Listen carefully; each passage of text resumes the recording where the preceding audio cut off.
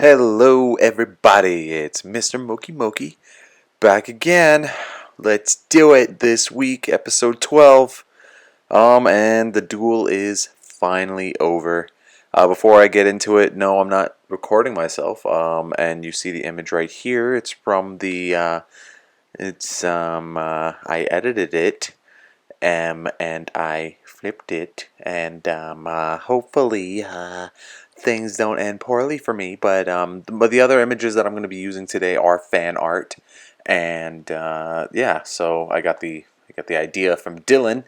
So thanks, Dylan. If you watch my stuff, thanks, buddy. But yeah, and if I use your fan art, and you want a shout out, I'm not sure whose fan art all this is, but I just went looking for fan art. And there's a lot of good Vrains fan art actually. It's very nice. I like it. Um, but yeah, if I use your fan art and you want a shout out, or if you don't want me to use your fan art at all, please let me know. I have no problems doing either of those things. Uh, so yeah, without further ado, I will get right into the episode. First off, the duel's over, finally. That took friggin' forever. Um, and I'll be honest, I felt like the duel's ending was pretty anticlimactic. I wasn't very excited at all. It felt very stagnant. It just, I don't know, it just didn't feel good. I like, the more the episode dragged on, the more that I felt like, oh my god, Yusaku's actually gonna win this. And it's not necessarily a bad thing that Yusaku won it. I personally just didn't want him to win it. Now I know a lot of you guys who watch Yu-Gi-Oh prefer a very strong male character, who's the main character, but it's I don't know. So a lot of people like Yusei, and I don't. That's my personal opinion. If you guys would want to know my reasonings about that, I can easily share that. I'm always up for debate about things. I'm not going to argue with you guys. It's just my personal opinion on things, and I have my own reasonings behind that.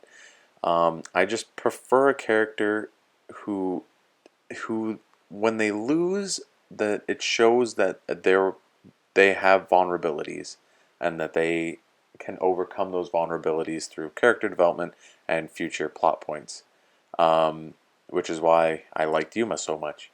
Um, Now, does that mean that Yusaku's not going to lose in the future? I sure hope that he does, or in some way struggles to overcome things, because I really think for his character arc that it would be needed, simply because he's on this whole revenge binge, and he's definitely going to need to get out of that revenge binge. And what better way than a loss? Did he need to lose this one? No, but I feel like if there was a tie, or that just showed the difference in strength, because like it really did show the difference in strength mostly throughout the whole duel. But then Revolver lost, even though he used the field spell, which was completely toward his advantage. And it just makes Revolver look a lot weaker right now. Um, and I don't want that for the rival as well. Like, you could make the argument that, oh, because Yusaku brought up the 10-year thing, like, it made him not think as straight, and he wasn't like playing with the right mindset, therefore he lost, so his skill level was completely like abysmal, simply because his mindset was thrown off by what Yusaku said. And fair enough, I suppose that argument could be made, but still, as it stands right now, like, we don't, I don't think anybody really wants a weak rival. I'm not saying that Revolver is weak, but he does seem a little bit weaker right now, simply because he had the field spell, and then Yusaku was able to make that complete comeback, despite being at the disadvantage. Um, And I also want Yusaku to develop and like struggle and learn his faults and become a better duelist as well as a better person. But yeah, moving on. We learned some interesting things. Yeah, like as I mentioned, Revolver reacts to Yusaku, talking about the 10-year binge.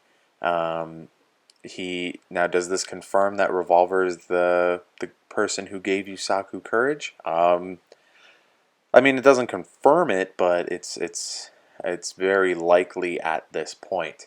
Um, so Revolver has it in his mind that he's fighting for something just. He thinks that Soul Technologies is in the wrong, and it very well may seem that way. But Yusaku believes that the Knights of Annoy are evil. Um, and honestly, looking at this, it seems like Ignis did something evil at the end of this. Like he was about to like eat all of like Revolver's program.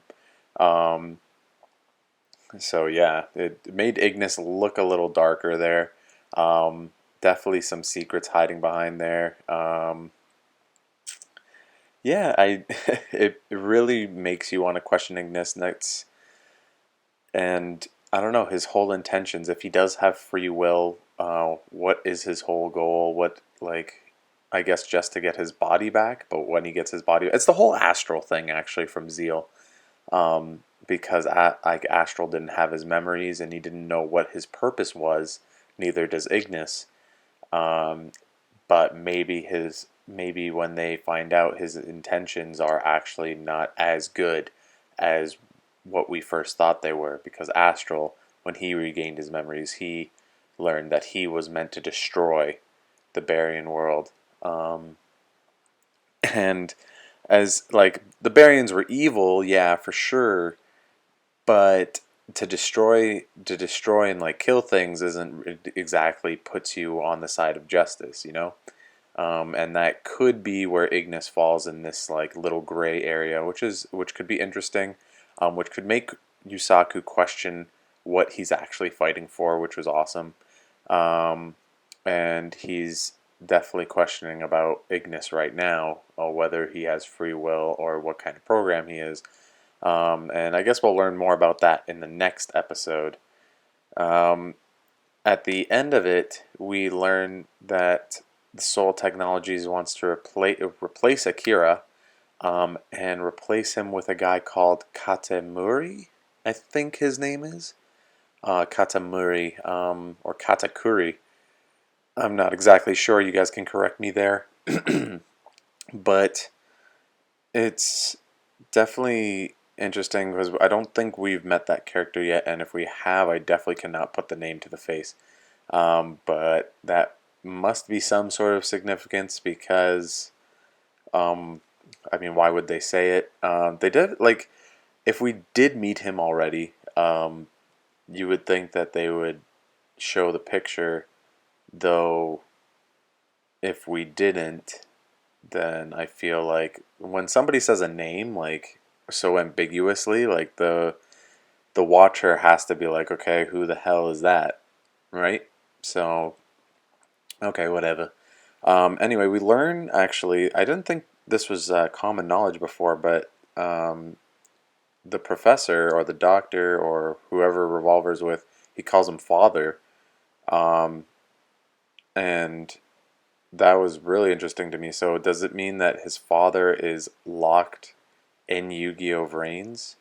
Did I just say Yu-Gi-Oh! Vrains? Link Vrains, my lord. Um, is he locked in Link Vrains and Revolver is the only one who can like sign out to help his like father's physical ability? That's could be interesting. I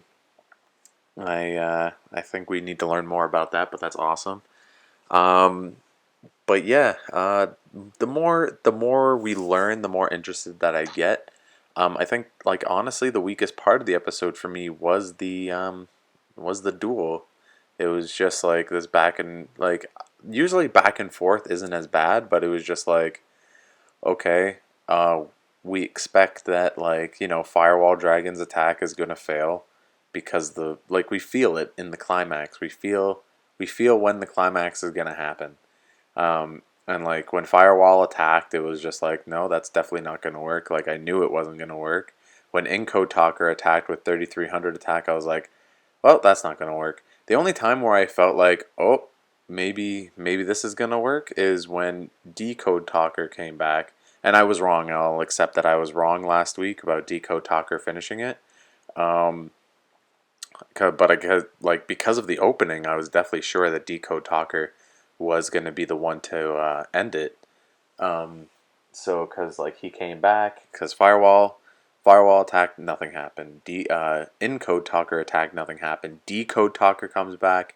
I'm feeling like, okay, now this is where things get settled, and it doesn't settle. That's the part that like made me think, okay, so what's gonna happen now?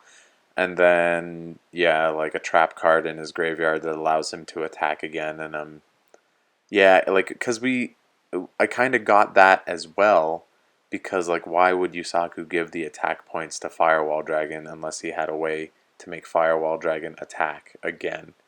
Um, so it was almost very predictable in that sense. Um, and yeah, so the duel itself was less than stellar to me. But like the information that we got this episode and the character interactions, especially with Ignis getting his body back, I think I enjoyed a lot more. So yeah, that's all I got for you guys today.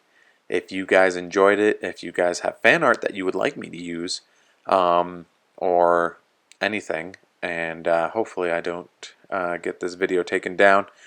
But yeah, if you guys have anything, let me know. Let me know what you thought about the episode. I would really like to discuss it. So yeah, remember to like, comment, and SCRUB-Scribe, and I will catch you guys in the next one. Peace.